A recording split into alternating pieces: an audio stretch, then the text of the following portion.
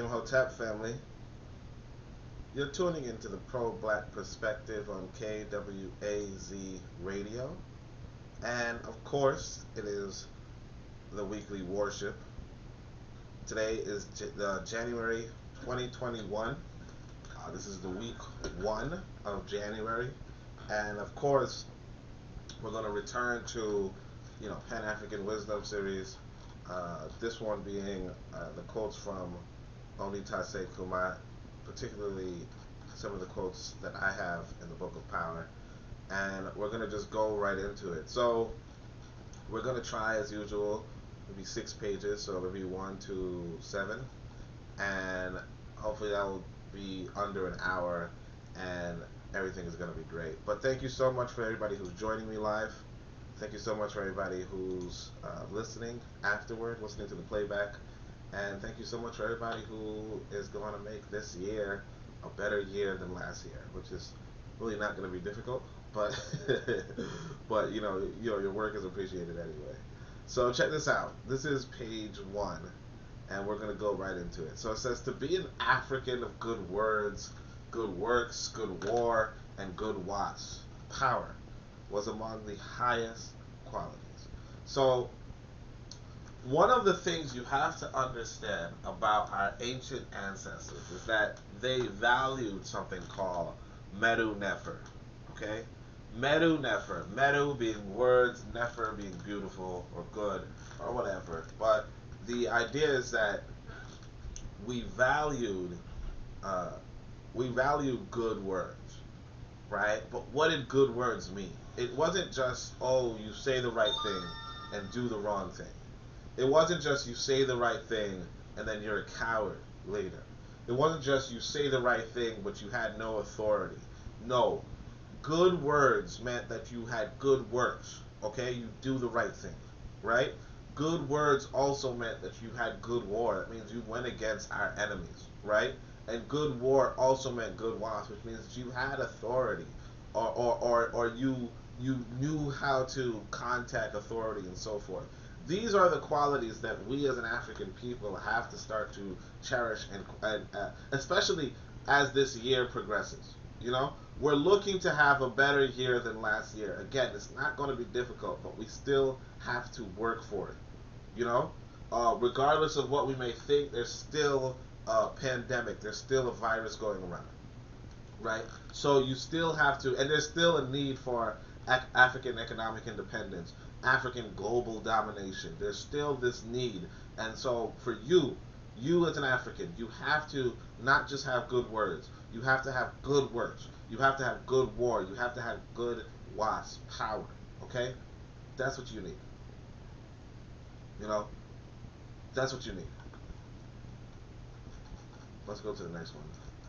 So, cessation of hostilities is not an alliance. Our enemies know we are their perennial enemies, and this we must know too. So this is actually pretty interesting, right?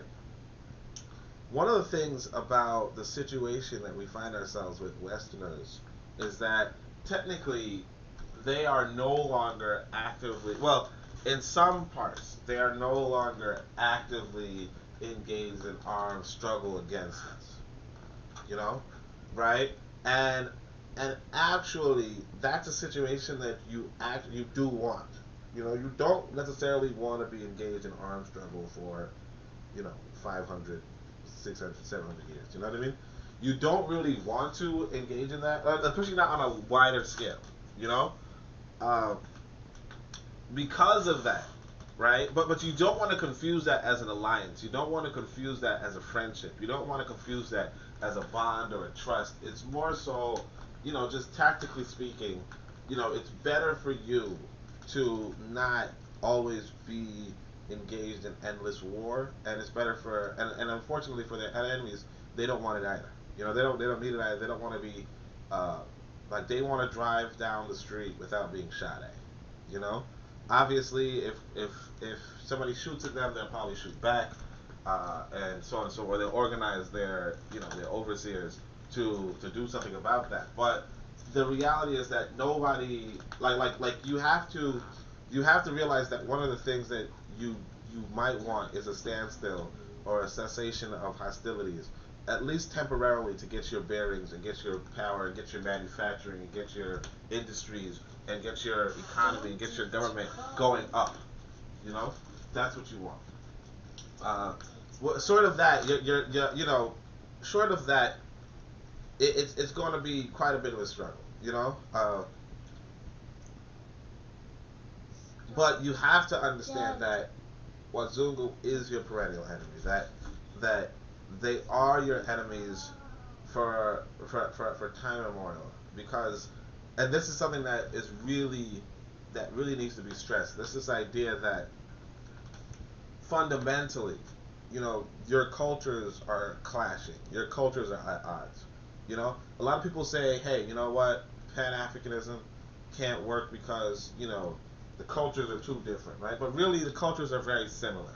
You know, and of course, you can have the cultures next to each other.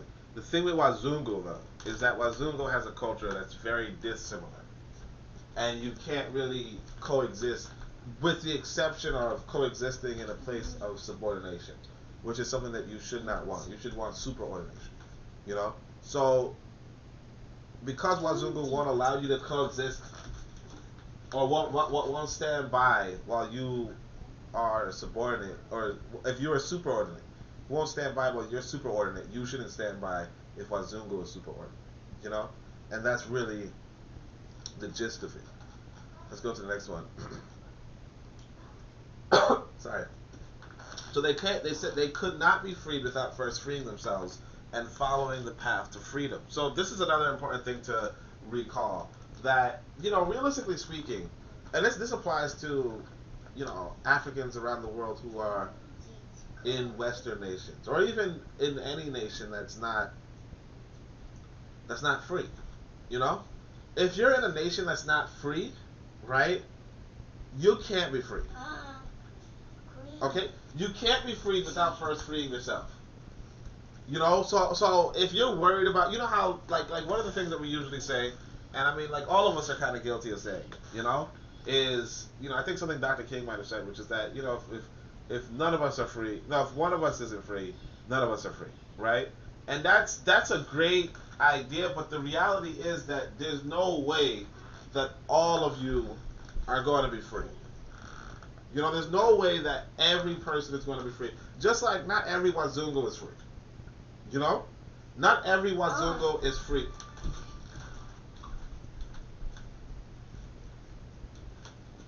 Not every Wazungu is free. You know? Not every American is free.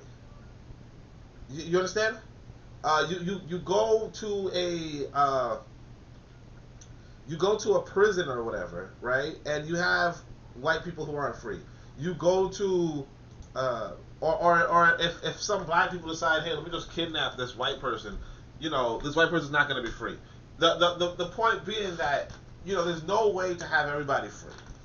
You know, the only way to have people free is to set up somewhere that they can be free, and then they can be there. You know, and open it up for them. That's it. And they have to they have to take that path to freedom. They have to abandon where they are not free. They have to leave where they're not free.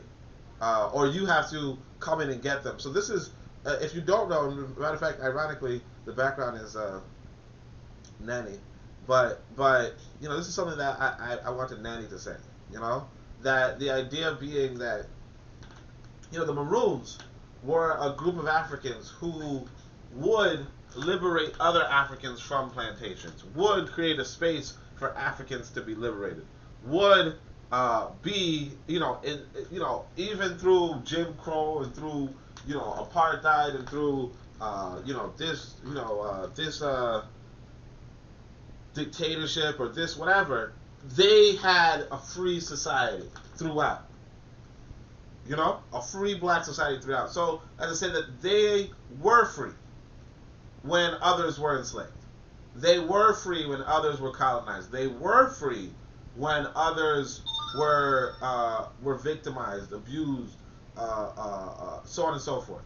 You know, you can be free when you do that same maroon and bill for self. When you do that same taking the steps towards freedom. But one of those steps is obviously not simply repatriation, but nation building and and and and and going and being a part of a nation that is free. You know, and this applies to anybody and everybody. You know, anybody and everybody on the continent who feels like they're under some sort of dictatorship, which a lot of people are. I have this friend in an African country who, when you start talking politics, they stop talking. You know, and they say, no, I can't talk on this line. You know what I mean? And so, you know, that's just a reality of the African condition. And we and if we and when we do something about this, right? When we do something about this, then we can start talking freedom genuinely. But you know, the whole well, you know, nobody's free if you know. Yeah, that's it's a good platitude. It's a good platitude, but if you want freedom, you have to run. You know, you have to escape. You have to go where black people are free. You know, it's like if you want money, you got to go where money is being spent. If you want freedom, you have to go where black people are free. It's really that simple. All right, number 4. So power negotiates with power. This is another thing. You know, a lot of times, you know, it's like any sort of concern you have. You know, it comes down to power. You have to organize for power. Okay, you have to organize for power. So, and that's another thing. You want to go where power is being organized. You know, one of the main places of power is obviously the nation, right? Obviously the government. But I mean, it's also the pseudo government. You know, the organization that is a pseudo government. That is, you know, Queen Nanny might not have been a nation in of herself. Okay, she might not have. You know, the Maroons might not have been a nation per se, right? But they were a pseudo nation. They had a leadership. They had their own. You know, they fed themselves. They clothed themselves. They had their own land, so on and so forth. That's what made them able to sit down with the British and tell them, look, buzz off. Okay? It's only the fact that they had that. Otherwise, you know, if you were enslaved and you weren't organized, and you weren't working together, you weren't fighting back, you didn't have no land, right? There was no negotiation from you. You know, there was no, you know, if you were like, hey, I'm hungry, too bad. If you were like, hey, you know, you're working me too hard, too bad. If you were like, hey, I don't want to be enslaved, too bad. You know, power negotiates with power, so you have to either go towards an African nation or go towards an African pseudo nation. You know, uh, like an organization that's really like a governmental organization in a sense, right?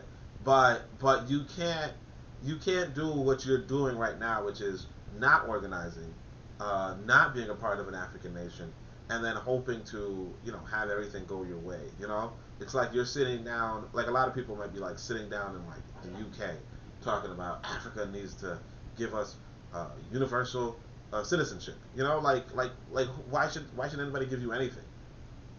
You know, or even or even separately.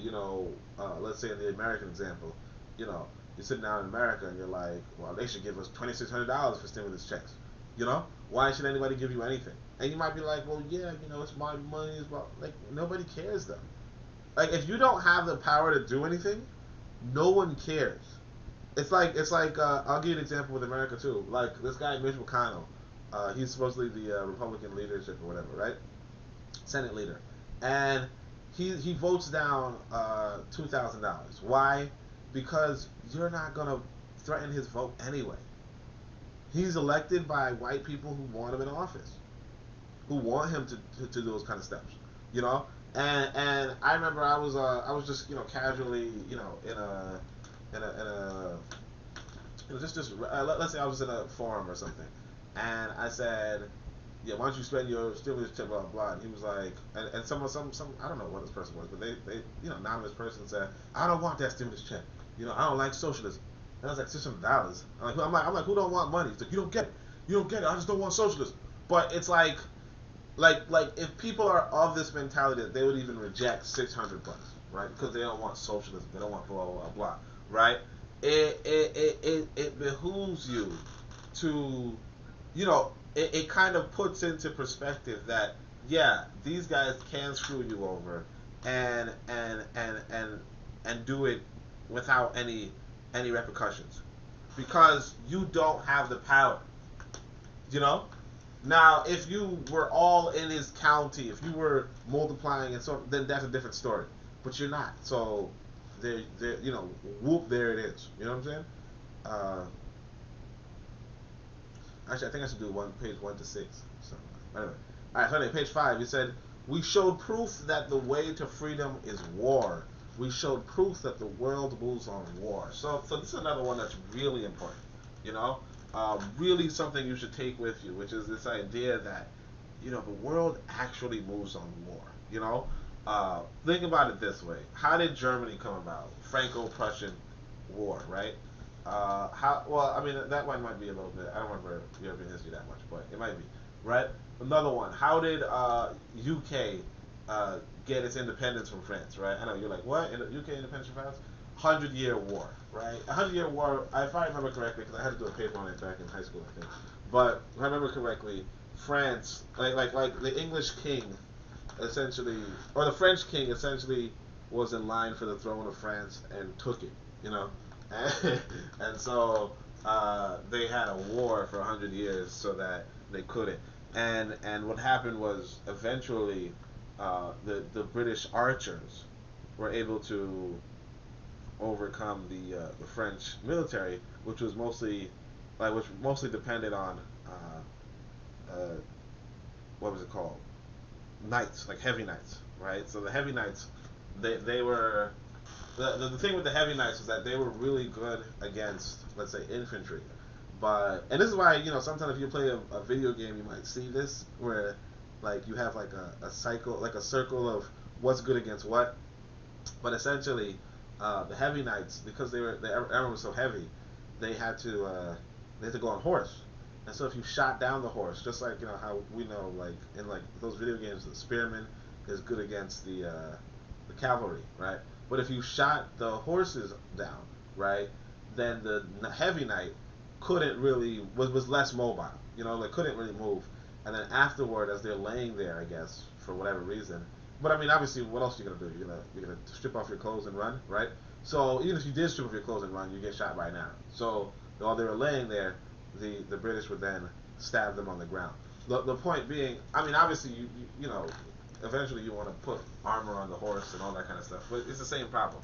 Regardless, the idea is that that's how the British had that. The British had quite a bit of luck, or maybe that's just the stories they tell. But they had quite a bit of luck throughout West Indian history, because even when you say, okay, the rising superpower after the Moors were kicked out was obviously Portugal and Spain, because of the Moors were there, right?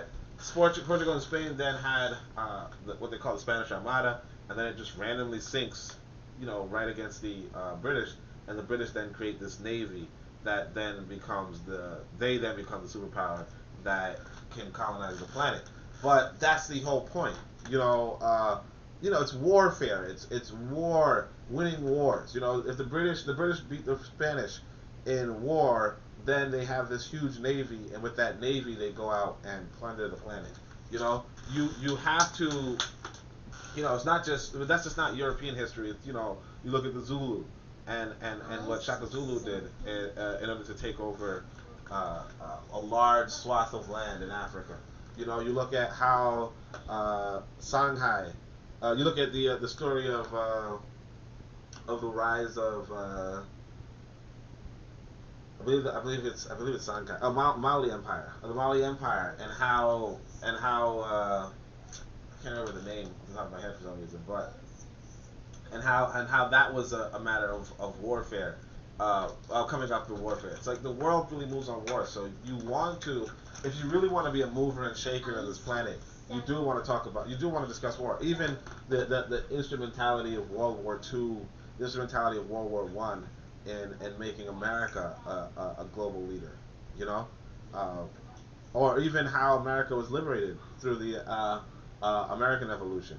or how Haiti was liberated through the Haitian Revolution, or how just go down the list, and you see that yes, actually, war is really instrumental in the fabric of of uh, of how human history is portrayed. And this is why you want to pay attention in Wazungu school when Wazungu school is going on, because Wazungu tells you straight up, like, most of quote unquote history or his story is a series of war. Like, most of it, like 90% of it, is just wars. Occasionally they'll talk about innovations and so on and so forth, which is something that's important too. But you know, uh, warfare is really the end all be all. Like how did the Civil War end? I mean, sorry, not how did the Civil War end. How did slavery in America end? You know, or quasi end. You know. So let's go. And of course, this is really important to remember too, that it means that if you're looking to have that liberation, you're looking to have that freedom, you're looking to have that land, you're looking to have that nation. Like, war is something that's probably going to come to you. Now, I would advise that we just go to an African nation that's free and so on and so forth. You don't necessarily need to bring war, but you have to understand as well that it's possible that war is going to be brought to you regardless. You know, war is going to be brought to you regardless. Whether it's the nation that you think is free, or whether it's the nation beside it, the adjacent nation who doesn't like what's going on. You know, something. There's going to be conflict, and like that's what our lives are for, in a sense. We may lose our lives, but it's going to be for a good thing if Africa and its people are going to be free. So we're going to go to the last one, which is number 6. That is the last one, which is number 6, which says, "Let all Africans of every generation, until we are free to the last man, woman, and child, sing, maroon, and build for self." So all Africans of every generation, until we are free to the last man, woman, and child, sing, maroon, and build for self. You can, like this is the only way. This is the only way that everybody can be free. Is if everybody develops either a maroon city, or they have their own nations that they can do. They have their own nations that they can do. But that's the aspiration, that's the ambition. But realistically speaking, I advise that you, as an African, are able to say it for yourself. You don't have to concern yourself with the other Africans who are pretty much going to be locked into that situation that they're in. You know, the reality is this. I'll say it this way. You know, the Chinese man doesn't have power in America. Doesn't have that freedom power in America that he has in China. The same, the American doesn't have that freedom power he has in China, that he has in America. Okay, he doesn't have it when he's in America, when he's in China. You can't expect African people to have that freedom power anywhere except for in Africa, and particularly in an African nation that affords them that freedom and power. You know, so for you as an individual, you have to say to yourself, you know what? That's what my concern is going to be right now. I'm going to be concerned with the empowerment and freedom of my own self, my own child, my own immediate circle, right? And my extended circle, based off of us working towards that freedom and that power, that empowerment. You know? But if you're concerned with, oh, well, what about the least of us, so on and so forth. The reality is that you can create an opportunity for the least of us to join you. The Chinese man can help the least of the Chinese people in America or in Africa or wherever, because they have a powerful China, right? Because of a powerful nation in China. You have to first have your powerful nation, your free nation, and then you can help others. It's like you have to fix your fence before you talk about your neighbors. So definitely, that's what I would push and strive for, especially in this coming year. And I invite anybody and everybody to join in the Kerewa and Kobia as we move forward this year and this generation. So thank you so much for coming to the African Warship. Yes, that was my son doing the djembe. Anyway, I mean, it was actually pretty cool, so I wasn't too mad. But anyway, but thank you so much, and hopefully I'll hear from you next week, and the weeks to come. But Asante Sana and Shemiem Hotep.